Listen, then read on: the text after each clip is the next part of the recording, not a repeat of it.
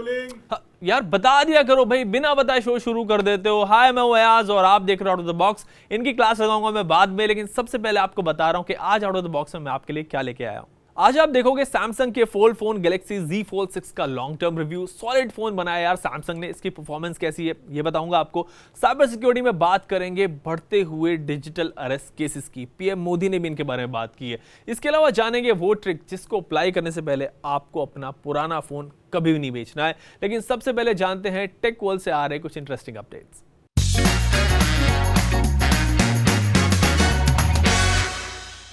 Mobile phones बनाने वाली Chinese company Xiaomi ने अपनी नई electric car Xiaomi SUV 7 Ultra launch की है। Xiaomi की इस कार की top speed 350 kilometre per hour है। यह कार इतनी तेज है कि सिर्फ 2 सेकंड में 0 से 100 की स्पीड पकड़ लेती है। एक बार चार्ज करने पर यह 630 किलोमीटर चलती है। SUV 7 Ultra की प्री बुकिंग चाइना में शुरू हो गई है। इसकी कीमत अराउंड 1 करोड़ रुपए है। अमेरिका में एक 14 साल के बच्चे ने AI ऐप के चक्कर में अपनी जान दे दी। ये बच्चा एक रोल प्लेइंग AI ऐप से बात करने लगा था और इस चैटबॉट से इसको प्यार हो गया था। बच्चा AI चैटबॉट से मिलना चाहता था जो पॉसिबल नहीं था। इसके चलते बच्चा डिप्रेशन में आ गया और फिर उसने सुसाइड कर लिया। अब आप सपने भी अपनी पसंद से देख पाओगे। यूएस की एक कंपनी ने एक ऐसा डिवाइस बनाया जिसको लगा के आप नींद में अपनी पसंद के सपने देख सकते हो। इस डिवाइस का नाम है हेलो और ये ऐप से कंट्रोल होता है। इसको आपको सोते वक्त अपने सर पे पहनना है, फिर जो सपना चाहो आप वो देखना। बस अब कोई सपने पूरे करने वाला डिवाइस भी बना दे और क्या चाहिए हमें। AI के जरिए अब इंसान मरे हुए लोगों से भी बात कर रहे हैं। जर्मनी में एक लेडी ने ऐसा ही किया। उन्होंने एक AI प्लेटफॉर्म प्रोजेक्ट दिसंबर यूज करके अपनी मरी हुई माँ से बात की। AI बॉट को उसने अपनी माँ से रिलेटेड डेटा दिया जिसको प्रोसेस करके AI बॉट ने उनकी माँ की तरह उनसे बात की। गाने सुनने के लिए आप जो ईयरफोन्स यूज करते हैं उनकी मदद से एक बंदे को अपनी चोरी हुई 5 करोड़ की फरारी कार वापस मिल गई। यह बंदा लंदन का था एंड जब इसने अपनी ब्रांड न्यू फरारी कार को पार्क किया तो वह गलती से अपने एयरपॉड्स को कार में भूल गया। एयरपॉड्स के फाइंड माई डिवाइस फीचर की वजह से इसको सिग्नल मिले कि एयरपॉड्स किस लोकेशन पे है और फिर उसको फॉलो करते हुए पुलिस इसकी चोरी हुई कार को ढूंढ ले गई।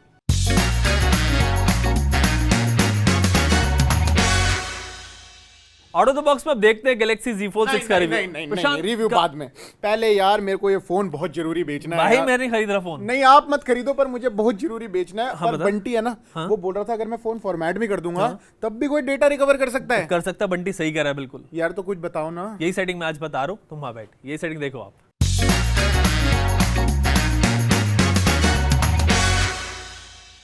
तो ऐसा क्या करें कि फ़ोन को फैक्ट्री रीसेट करने के बाद भी कोई भी आपका डेटा किसी भी डेटा रिकवरी सॉफ्टवेयर से निकाल ना सके। तो उसके लिए सिंपल सी ट्रिक है। फ़ोन रीसेट करने से पहले आप अपने फ़ोन में कोई ऐसा ऐप डाउनलोड करो जिससे फ़ोन में मौजूद जंक फाइल्स जो वो रिमूव हो जाए। आप प्ले स्टोर पे जाके जंक रिमूवल ऐप इंस्टॉल कर सकते हो फ़ोन में। उसके बाद आप सेटिंग्स में जाना और अपने सारे जो अकाउंट्स हैं लाइक गूगल अकाउंट है, फेसबुक का है, ये सब अकाउंट जो उसको रिमूव कर देना वहाँ से। इसके बाद आप अपने फ़ोन को फैक्ट्री रीसेट करना और फिर दोबारा से अपने फ़ोन में आपको जंक फाइल जैसे कि कुछ मूवीज़ हैं, सॉन्ग्स हुए, कुछ भी डेटा जो आपसे रिलेटेड ना हो वो ट्रांसफ़र कर लेना, फ़ोन में डाल लेना। और ये करने के बाद आप दोबारा से फ़ोन को फैक्ट्री रीसेट करना। एक बार पहले कर चुके हो, एक बार आप करना। अब अगर आपका फ़ोन किसी के पास जाता है और वो कोई डेटा रिकवरी सॉफ्टवेयर से आपका डेटा रिकवर करना चाहता है तो उसके हाथ सिर्फ जंक फाइल्स लेंगे जो आपने बाद में डाली थी फ़ोन में। सो आप फ़ोन बेचने से पहले ये काम ज़रूर करना।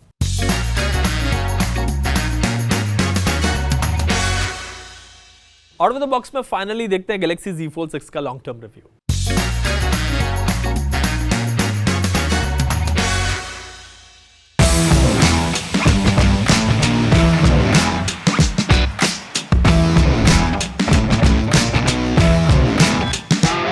आज मेरे पास है Samsung Galaxy Z Fold 6। Almost 2 महीने मैंने इस फोन को यूज किया एंड आज इसका लॉन्ग टर्म रिव्यू आपके लेके आया हूं।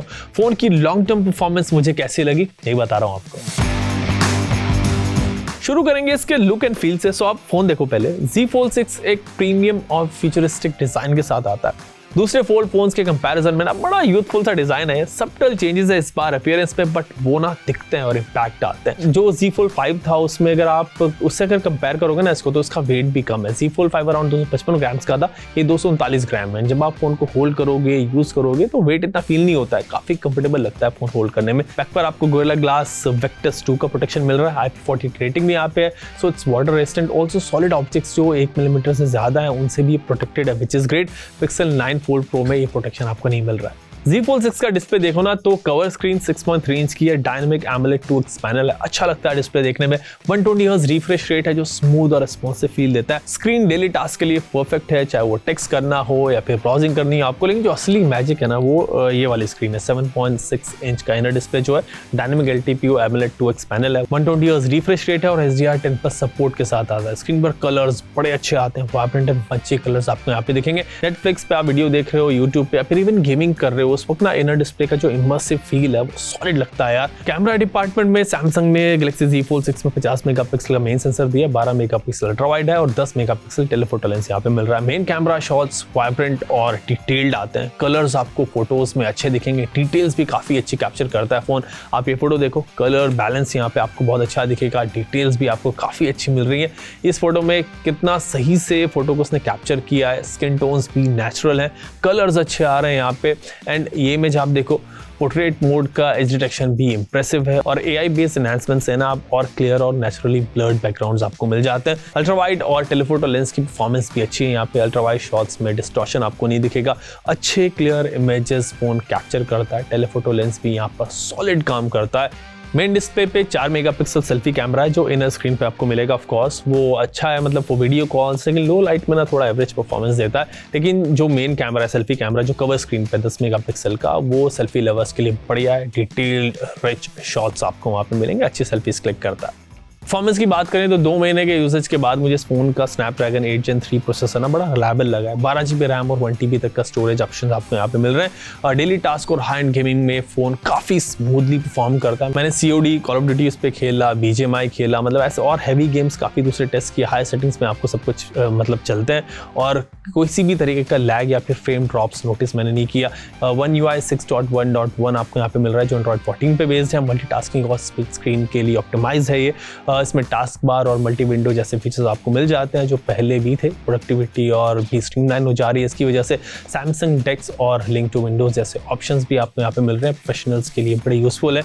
गैलेक्सी AI आपको इसमें मिल रहा है, सो सारे AI फीचर्स आपको यहाँ पे मिल जाते हैं जो आप गैलेक्सी S24 सीरीज में आपने यूज़ किए हैं, S24 अल्ट्रा में आपको मिलते हैं। और Z Fold 6 में 4400 mAh की डुअल बैटरी यहाँ पे है जो मॉडरेट यूजेज में कंफर्टेबली एक दिन का बैकअप आपको दे देती है। और अगर आप हैवी यूज़र भी हो तो एक दिन के एंड में ही आपको चार्ज करने की जरूरत पड़ेगी। Battery optimization I would say Samsung का बढ़िया रहा है कंपेयर टू अदर ब्रांड्स, सही चलती है बैटरी, कोई दिक्कत मुझे नहीं आई। एंड अब बात करते हैं फाइनल वर्डिक्ट की। सो 2 महीने मैंने इस फोन को यूज़ किया एंड मुझे ये एक वेल राउंडेड डिवाइस लगा। डिज़ाइन डिस्प्ले में सैमसंग डिवाइसेस की जो प्रीमियमनेस होती है ना उसको ये मेंटेन करता है, वो कैरी करता है। कैमरा यहाँ पे अच्छा है फ़ोन का एंड परफॉर्मेंस में I would say it's the best fold phone ever. So अगर आपको फोल्ड फ़ोन लेना है कोई जो लॉन्ग टर्म में अपनी परफॉर्मेंस को मेंटेन करे, so this is the device to consider. Extra में आपको यूनिक AI फीचर्स मिल जाते हैं गैलेक्सी AI में। देन सैमसंग का जो One UI है तो इस वक्त वो बेस्ट सॉफ्टवेयर एक्सपीरियंस आपको देता है।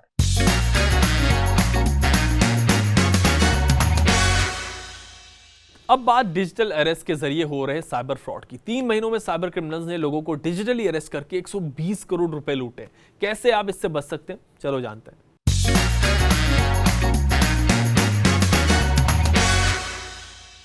डिजिटल फ्रॉड करने वाले फ्रॉडस्टर्स ने नया तरीका अपनाया है, इसे कहते हैं डिजिटल अरेस्ट, जिसमें ये अधिकारी बनकर इनोसेंट लोगों को डिजिटली अरेस्ट कर लेते हैं और फिर उन्हें अलग अलग तरीके से डरा धमकाकर उनसे लाखों करोड़ रुपए वसूल लेते हैं।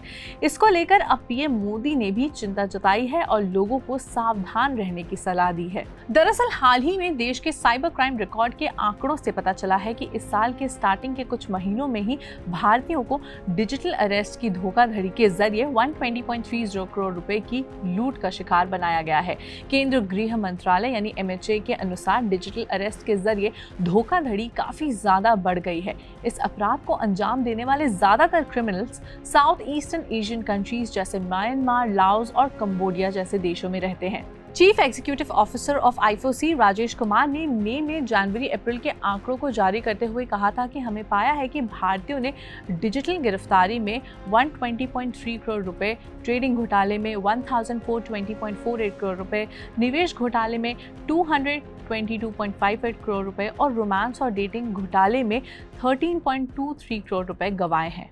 अब चलिए आपको बताते हैं डिजिटल अरेस्ट क्या होता है। डिजिटल अरेस्ट में विक्टिम्स को एक कॉल आता है जिसमें कॉलर उन्हें बताता है कि उन्होंने अवैध सामान जैसे ड्रग्स, नकली पासपोर्ट या कोई दूसरी गैर कानूनी सामान वाला पार्सल भेजा है या उसे डिलीवर करवा रहे हैं। In some cases relatives of friends of the victim are told that the victim has been found to be involved in a crime.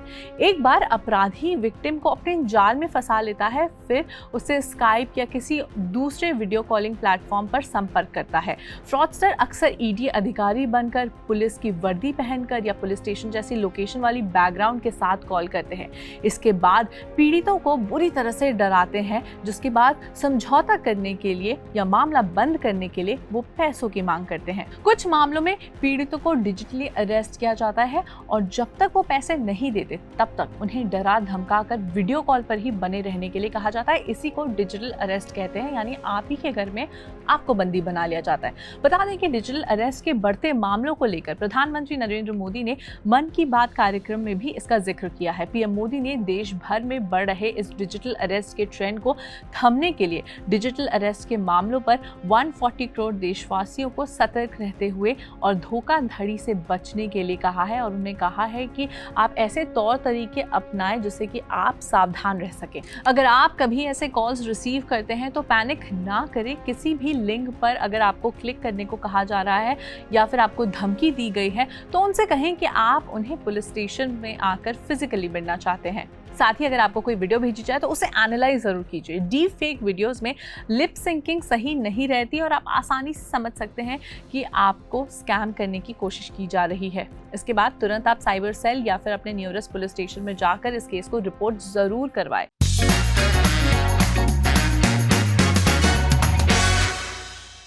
आज आउट ऑफ द बॉक्स में इतना ही। मैं मिलता हूं आपसे अगले हफ्ते, तब तक के लिए टेक केयर।